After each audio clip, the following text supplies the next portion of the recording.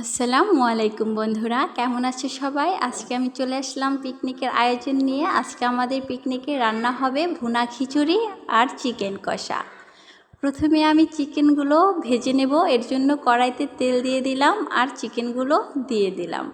চিকেনগুলো কিছুক্ষণ ভেজে নেব, বেশি মুচমুচে করে ভাজবো না। এরপরে সেমভাবে আমি আলুগুলোও ভেজে নেব। এরপরে তেলের ভিতরে দিয়ে দিলাম পেঁয়াজ কুচি, কাঁচামরিচ কুচি আর স্বাদ মতো লবণ।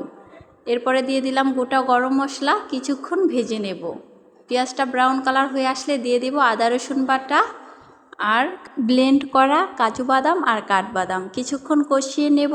এরপরে একটু পানি দিয়ে দেব হলুদের গুঁড়া, মরিচের গুঁড়া দিয়ে কষিয়ে নেব। যখন তেলটা উপরে চলে আসবে এরপরে দিয়ে দেব ভেজে রাখা চিকেনগুলো আর ভেজে রাখা আলুগুলো। এরপর কিছুক্ষণ কষিয়ে নেব। এরপরে দিয়ে দিব পরিমাণ মতো পানি।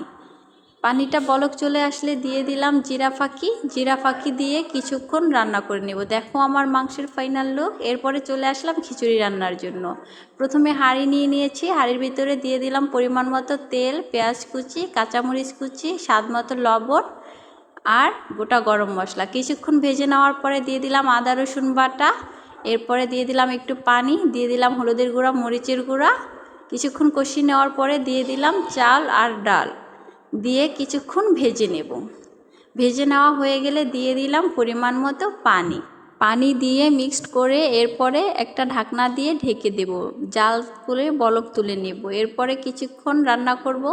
দেখো আমরা কত সুন্দরভাবে পিকনিক করছি।